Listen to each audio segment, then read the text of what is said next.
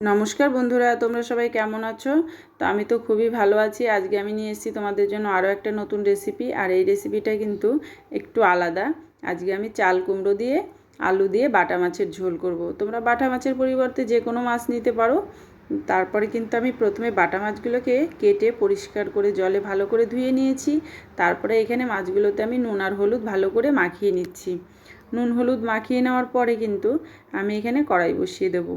কড়াই বসিয়ে দেওয়ার পরে কড়াইটাকে ভালো করে গরম করে নিয়ে তারপরে মাছটাকে ছাড়বো, নাহলে কিন্তু মাছগুলো ভেঙে যাবে। তো আমি এখানে কড়াইটা গরম হয়ে গেছে, এবার মাছগুলোকে ছেড়ে দিলাম। দেওয়ার পরে ওইদিকে আমি মশলাগুলোকেও ভেজে নিচ্ছি, এক এক করে লঙ্কা, রাঁধুনি, জিরে। আর সঙ্গে কিন্তু মশলাগুলোকে আমি পাটায় বেটে নেব। আমার মিক্সিতে মশলা করলে অতটা বেশি টেস্ট মনে হয় না তরকারি। তোমরা দেখবে পাটায় করে রান্না করে দেখবে মশলা, তাহলে দেখবে তরকারির টেস্টটা কিন্তু সত্যি দ্বিগুণ হয়ে যায়। তোমরা যারা পাটায় বেটে মশলা খাও না, তারা একবার ট্রাই করে দেখো, তারপর আমাকে কমেন্ট করে জানাবে। আমার কিন্তু দেখো তোমাদের সঙ্গে গল্প করতে করতে মাছ ভাজাটা হয়ে গেল। এবার আমি মাছগুলোকে তুলে নিলাম প্লেটে, তারপরে কিন্তু মশলাগুলোকে বেটে নিচ্ছি। আর তোমাদের বলে রাখি, তোমরা যারা নতুন আমার ফেসবুক পেজ থেকে দেখছো তাদেরকে অসংখ্য ধন্যবাদ। আর আমার পেজটাকে অবশ্যই ফলো করে দিও। আর যারা ইউটিউব চ্যানেল থেকে দেখছো তারা আমার চ্যানেলটাকে সাবস্ক্রাইব করে দিও। তো দেখো আমি কিন্তু এখানে তেলে জিরে ফোড়ন দিয়ে আলুগুলোকে দিয়ে দিলাম। এবার কিন্তু আলুর মধ্যে নুন আর হলুদ দিয়ে আলুটাকে 6-7 মিনিট ভালো করে ভেজে নেব।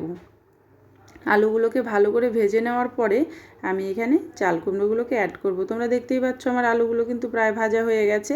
এবার আমি চাল কুমড়োটা দিয়ে দিলাম। চাল কুমড়ো দেওয়ার পরে এখানে আরও কিছুটা সময় ভালো করে কষিয়ে নেব। তোমরা দেখতেই পাচ্ছ চাল কুমড়োটা কিন্তু আমার অনেকটাই কষানো হয়ে গেছে। এবার আমি চাল কুমড়োর মধ্যে আরেকটু হলুদ আর নুন দিয়ে দিলাম। নুন দেওয়ার পরে এটাকে আরও কিছুটা সময় ভালো করে কষিয়ে নেব। তারপরে কিন্তু আমি এখানে টমেটো আর আদা বাটা অ্যাড করব। তো চলো আমি টমেটোটা কেটে নিই, তারপরে আমি এখানে টমেটোটা দিয়ে দেবো।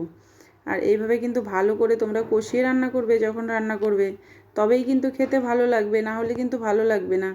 এবার দেখো আমি এখানে আদা বাটাটা দিয়ে দিলাম। আদা বাটাটা দেওয়ার পরে আমি এখানে টমেটোটাও দিয়ে দিলাম। তো টমেটোটা দেওয়ার পরে আমি এখানে ঢাকা দিয়ে দেবো একবার, যাতে টমেটোটা গলে যায়, কারণ টমেটোটা গলে গেলে তরকারির টেস্টটা কিন্তু বেড়ে যায়। গোটা গোটা টমেটোর থেকে তোমরা টমেটোটা তরকারিতে মানে গালিয়ে দিয়ে রান্না করে দেখবে, সেটার টেস্ট কিন্তু বেশি হয় অবশ্যই। তারপরে দেখো আমি এখানে টমেটোর খোসাগুলোকে তুলে নিচ্ছি আর টমেটোটা ভালো করে সবজির সঙ্গে মিশিয়ে নিচ্ছি। এবার দেখো আমার কিন্তু কষানো একদম রেডি। এবার কিন্তু আমি লঙ্কা বাটা দিয়ে দিচ্ছি। তোমরা কিন্তু অবশ্যই এইভাবেই করবে রান্নাটা, তবেই প্রপার টেস্টটা আসবে।